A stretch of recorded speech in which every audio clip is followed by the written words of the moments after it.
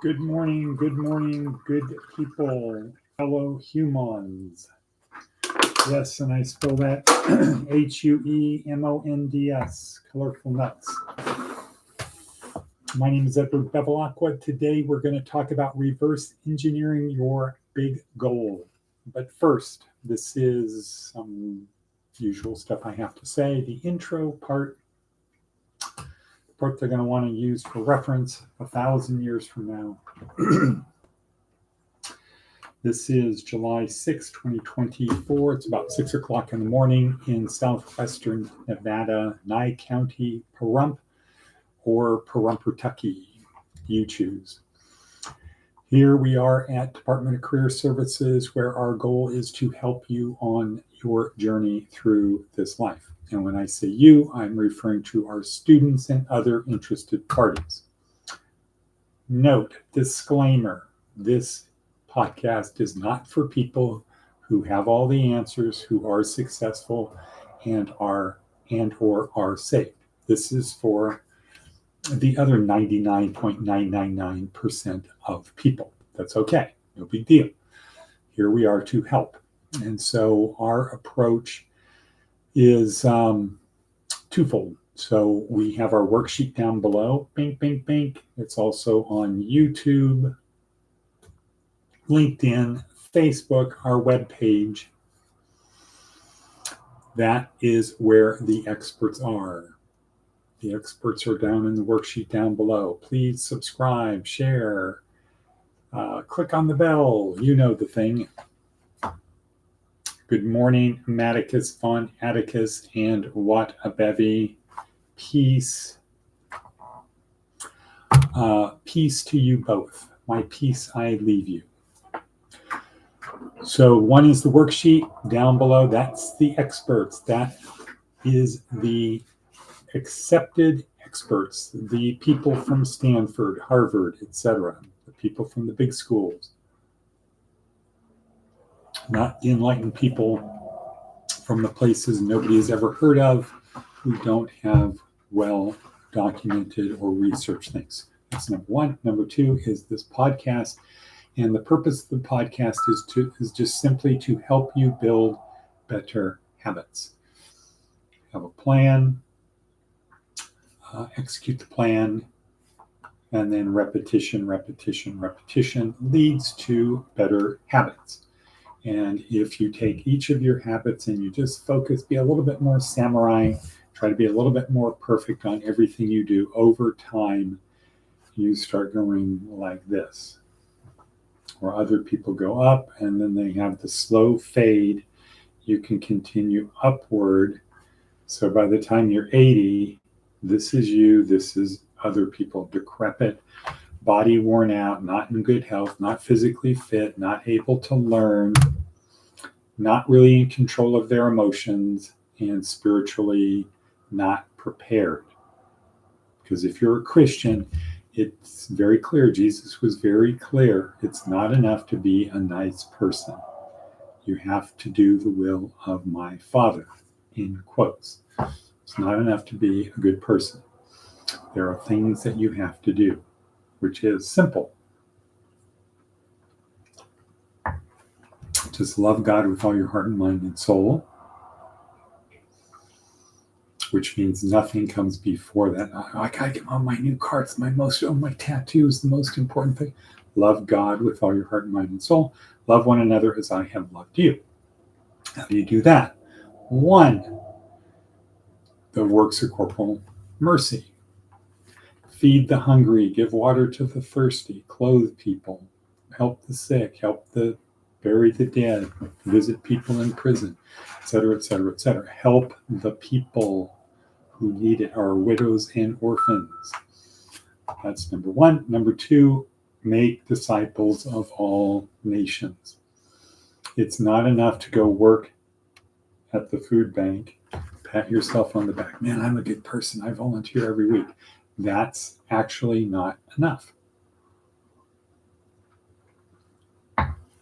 So for the 1 out of 99.999% of people who are already saved and they're already successful, you might ask yourself the question, what do I do to help the sick, the thirsty, the hungry, the naked, the people in prison? What do I do for them? And what do I do to make disciples of all nations? Just ask yourself the question. But we're not here to talk about that. We're here to talk about reverse engineering your big goal.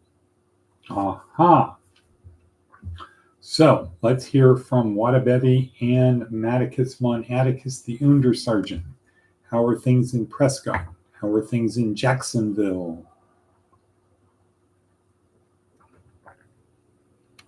Okay. While you're doing that, I'm going to go to the worksheet. Advice from an 80-year-old. Keep secrets. Why? What? Keep secrets. Yeah, why burden other people with them?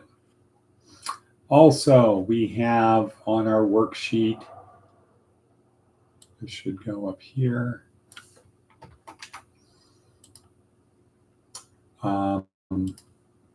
We also have on the worksheet a couple things. Sorry, people, I should do this in editing, but almost done now.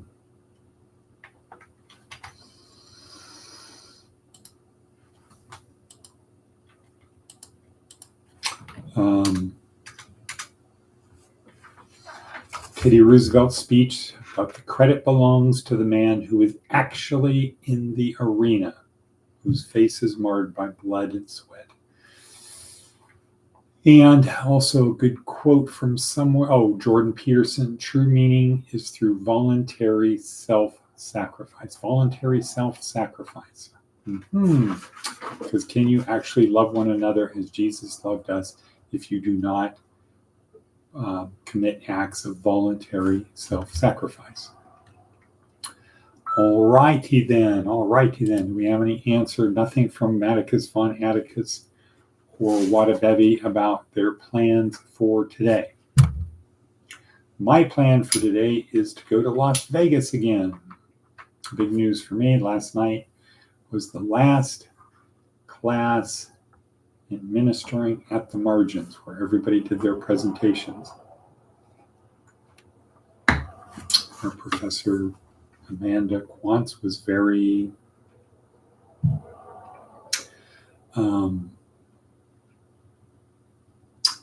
supportive, encouraging, making people feel good. How was it? It was good. Everybody had to do their thing. My thing worked. I was very ambitious, going from not knowing how to. I wanted to take videos and include them in my presentation. So it's a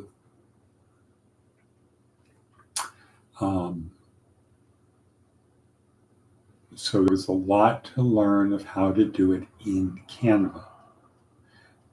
Really, the idea was, how do you edit a video? And I was just going to play the video. But that wasn't overly ambitious enough.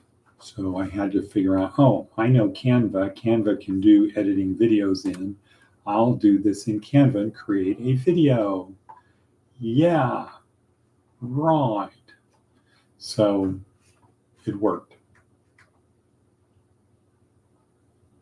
It worked, sort of. I was able to do it, but it's not something to pass along to people. It's a little bit more complicated than that, but anyway, it was done. It was over. Good. Got some comments, got a little bit of a deep discussion about it,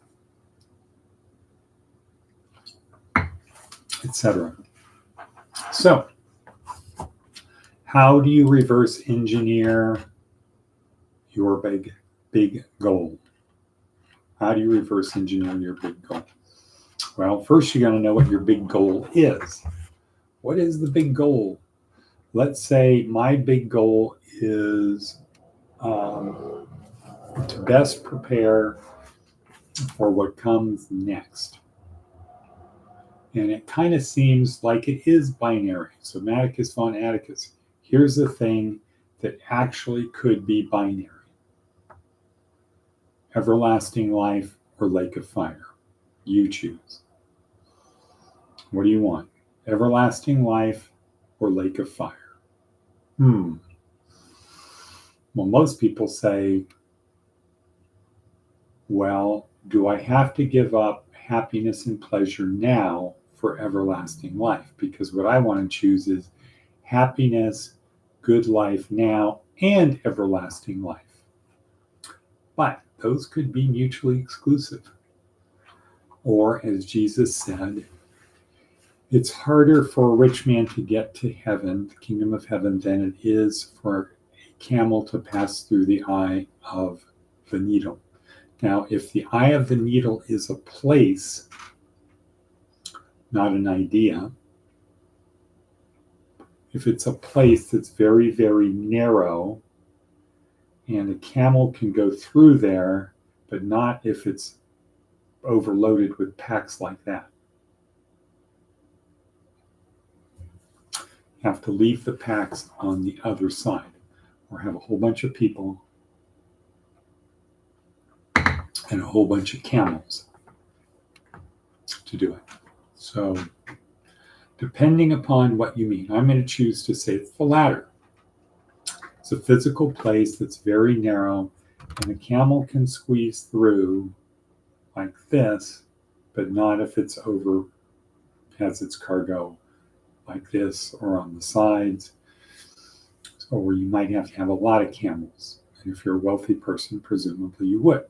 But if you have to unload the stuff from your camel, walk through, come back, your stuff is probably going to be gone. So now would most rich people be prepared to be like, oh, I need a whole bunch of camels. I'm going to rent a camel. Hertz, rent a camel. Avis, rent a camel. Enterprise, rent a camel. One-way camel rentals. You get through the eye of the needle and you keep going. Somebody brings the camel back. Probably somebody did that back there. Probably was a Hertz camel rental back then, or Avis. We're number 2. So, what do you choose? Lake of fire or everlasting life? That's an easy one. Earthly pleasure or voluntary self-sacrifice?